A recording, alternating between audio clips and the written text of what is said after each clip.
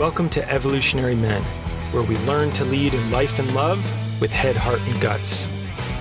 This is for men wanting to deepen their presence in the world, clarify their purpose, more easily connect with their power, and find ease in dating and relationships. I'm your host, Jason Lang. Let's get started. Hey guys, we'll get started here in just 1 second, but I wanted to tell you about 2 opportunities coming up this year to actually do the work in person. So if you've been wanting to check out some men's work, get involved with a men's group, do some embodiment practices, and really just come alive as a man, make some pretty significant shifts in your life, I have 2 opportunities coming up this year I'd highly suggest checking out. First, I have my annual retreat happening over Labor Day this year. So that's August 31st through September 4th in Northern California. And this is going to be a 4-day event at a beautiful retreat center where we're going to go super deep. Me, my co-facilitator, and 24 men on a beautiful property. And we're going to dig in. We're going to do masculine practice, feminine practice, meditation, qigong, shadow work, small group work, and we're also just going to have a lot of fun. So if you've been itching to get out into a beautiful location and spend some time with other men, just head on over to evolutionary.men/retreat to check that out. Then, on top of that, I have the second iteration of our Heart of Shadow program starting September 5th and running through November. The Heart of Shadow is a 9-week virtual program that has a 3.5-day retreat smack dab in the middle. And this program's all about shadow work. This is about going into those parts of ourselves that are scary, shut down, hidden, whatever it might be. And we go in with love, with levity, and with the strong support of men to make some pretty significant breakthroughs in our body mind and often release a lot of emotional tension or trauma or spiritual angst. Our first one earlier this year was a smashing success, and the guys are still meeting to this day. If you're wanting a men's group, this is an amazing opportunity because you are going to get to know the men in this program. It's just 12 guys at an incredibly deep level. And these will be men you can reach for and turn towards for the rest of your life. And you'll be able to unravel some of the deepest core level wounding in your body in this powerful container. You can learn more about that virtual program and its included retreat at heartofshadow.com, or you can check out both of these under the events tab of my site. All right, let's dive in. All right, and welcome back. A few months ago, I was on retreat with some other men's coaches and leaders and overall badass dudes. And one of them, who in particular is a very wise, very deep practitioner, we were talking about the importance of practice and its place in our lives.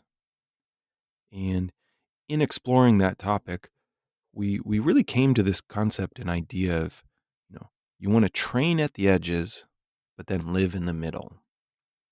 And that's really what I want to explore here today.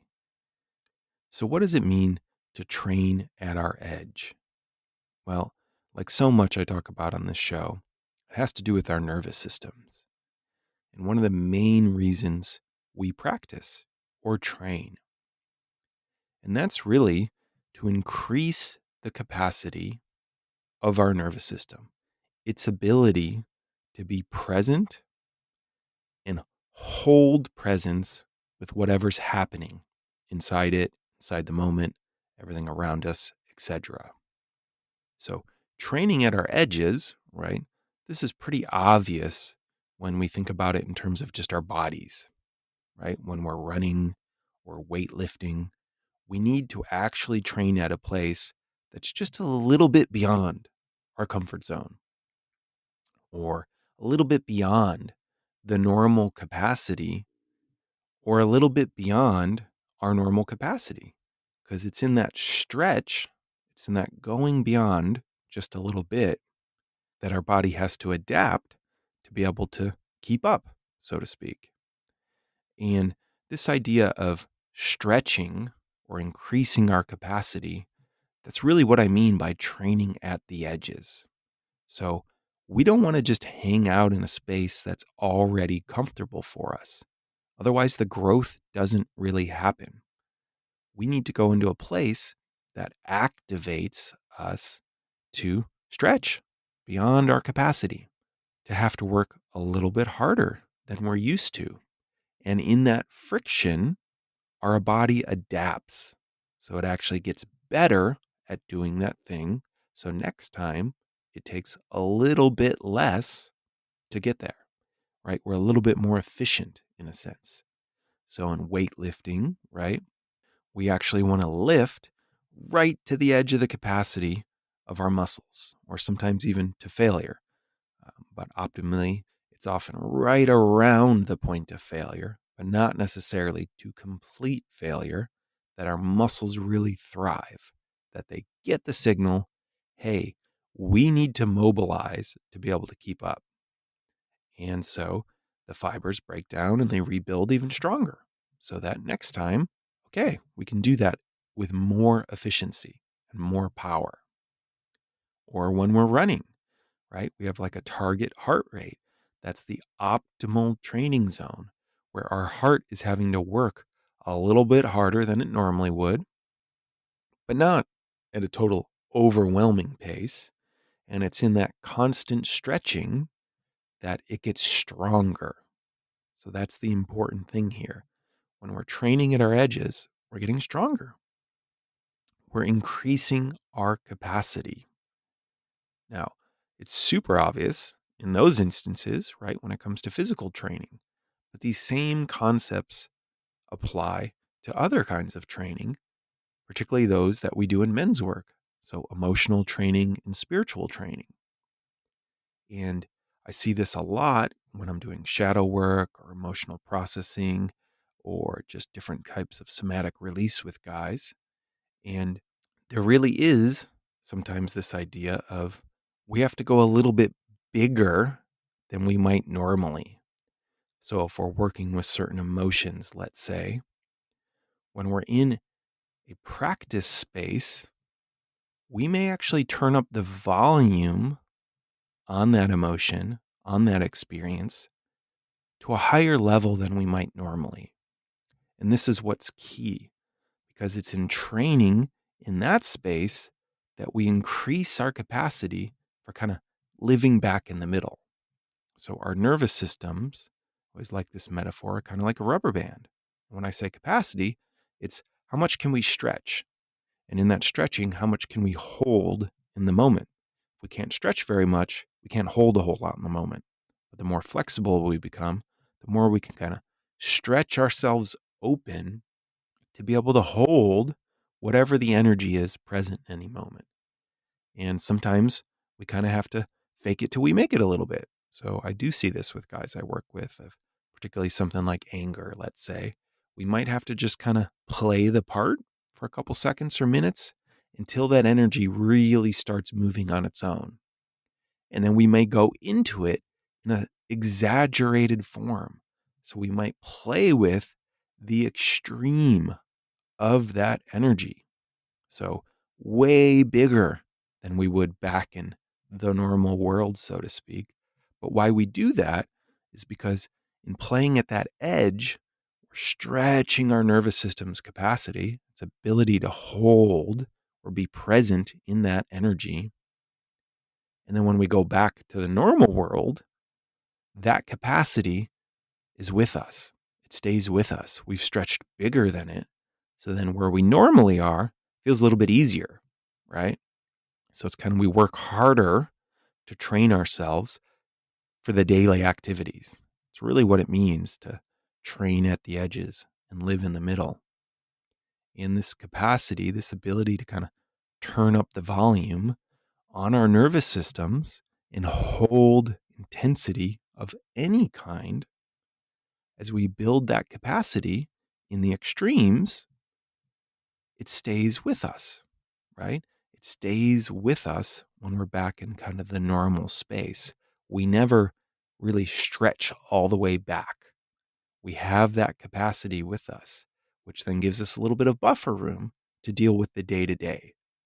And so men's work can sometimes be a little absurd, can be a little crazy in some of the practices we do because we play in that bigger space that's intentionally exaggerated beyond the normal space. And that can sometimes feel a little weird to guys of like, well, I'm never going to act like this. But the point is, we act bigger than that. We exaggerate whatever it is in the practice space so that in the normal space, it feels like a cakewalk. It feels totally easy. And what's really important about this idea of training at the edges is we also want to remember that it doesn't mean going over our limits. And so I always like this term from the yoga world of, we want to stretch, but not break. So we want to stretch our muscles, but we don't want to stretch it too far where we cause injury. And that takes a certain level of practice and skill to intuit, and is one of the many reasons I think doing this work in a group or with a facilitator can be so important, because someone can be tracking us in that experience. And so whether it's physical practice, things like qigong, holding difficult yoga poses, doing challenging kundalini, ice baths, so much of what we see in the men's work world is about stretching our capacity and training in particular at the edges of discomfort. Because as we learn to relax our nervous systems at the edges of discomfort, in the extreme sense, training at our edge, so to speak, it becomes so much easier to be present with all the normal stuff back home. So, this is literally the idea of training in a lot of martial arts or in the military or the SEALs. You train at the total extremes so your body gets used to it. So then back in the real world, outside of the container of training, that capacity makes it much easier to deal with the day to day. So we actually want to live in the middle. We want to train at the edges, but we don't want to bring that same level of intensity most of the time to our actual day to day interactions in relationships.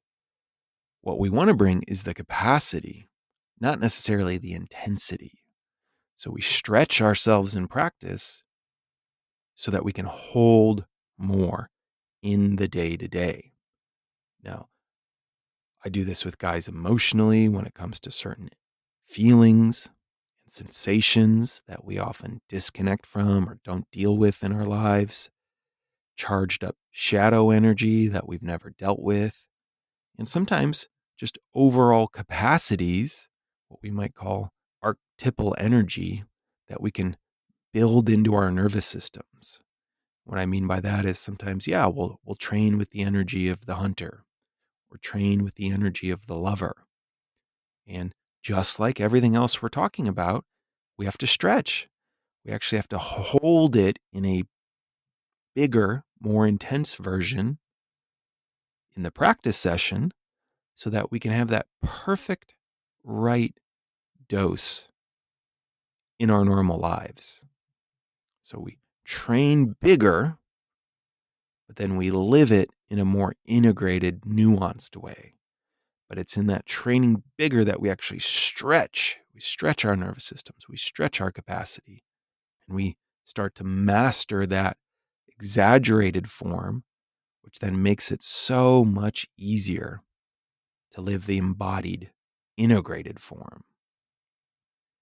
And whatever it is in your life, this is a great concept for how you can make the most of your practice and your training time, right? Find the edge. Find that spot where you're right on the threshold of how present you can stay, how grounded you can stay, how powerful you can stay without breaking, without injuring yourself. This is not about going too far.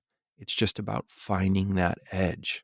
And what's great is every man's edge is different. All that matters is that you're playing at yours and increasing your capacity. For a lot of people, just sitting in stillness and focusing on their breath is immensely transformative and a type of practicing at the edge, right? Can I really just be present in this moment? Can I stay totally focused? That takes training, especially these days with social media and phones and endless distraction and things pulling at our attention in every given moment. We have to train our ability to focus. So, how do we do that? We train at the edges.